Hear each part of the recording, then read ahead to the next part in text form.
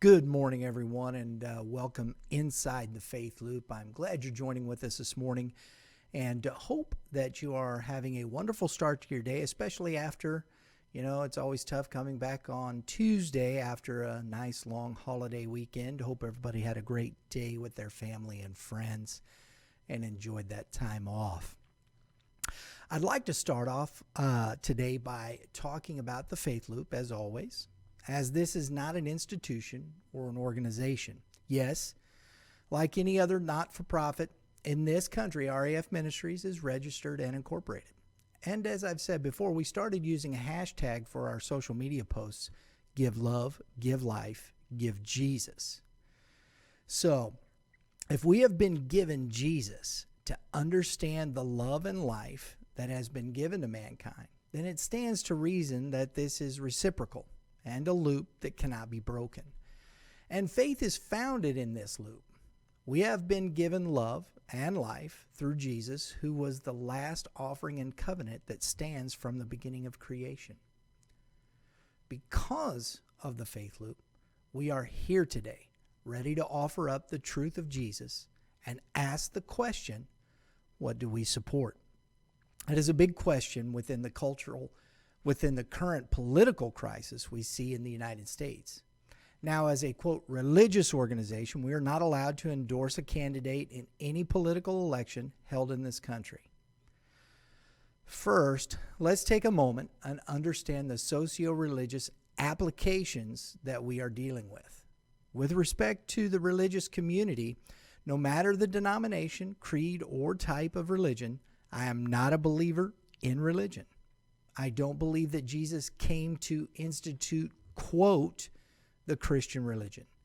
Do we really know what the word religion means or its origin of meaning? The first use of the word from its Latin origin was used by the senator of Rome, Cicero. He used it concerning the Roman political, economic, and socio-religious ideas of that day.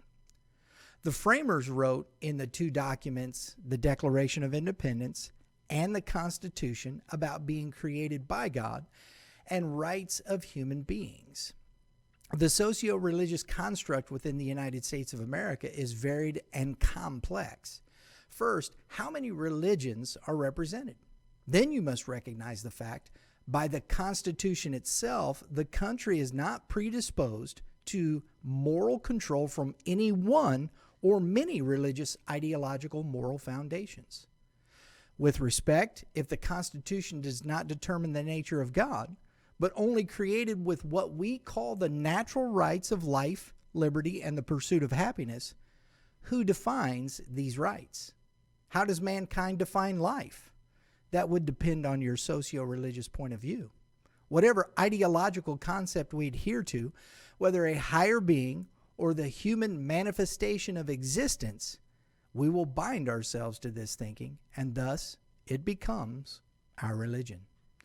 The earth is filled with the ideologies that build the three components of our nations: the political and governing, economic and management, and the social and religious. The first two are set in place with the ideology. The third is how we are bound to this ideology through the socio-religious context of service to the society.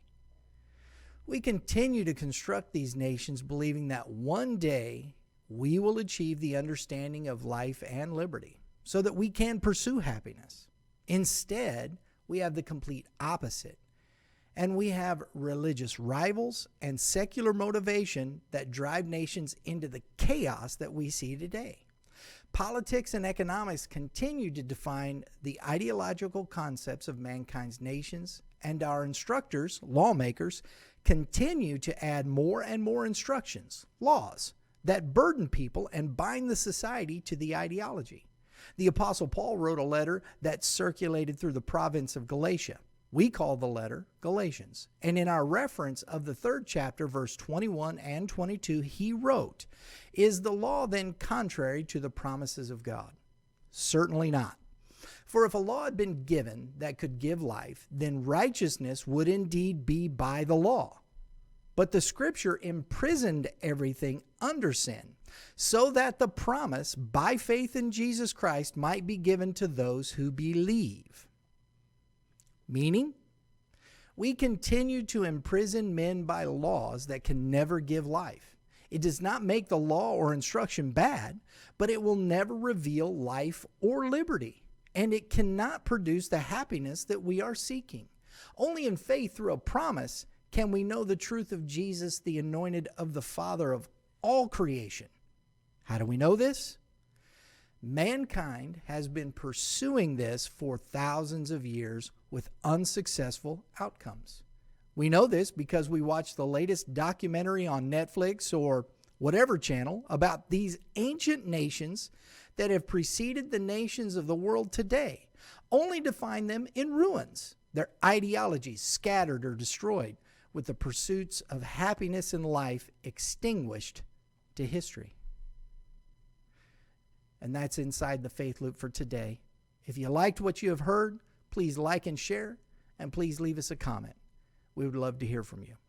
My name is Brian French, and everyone remember, give love, give life, give Jesus.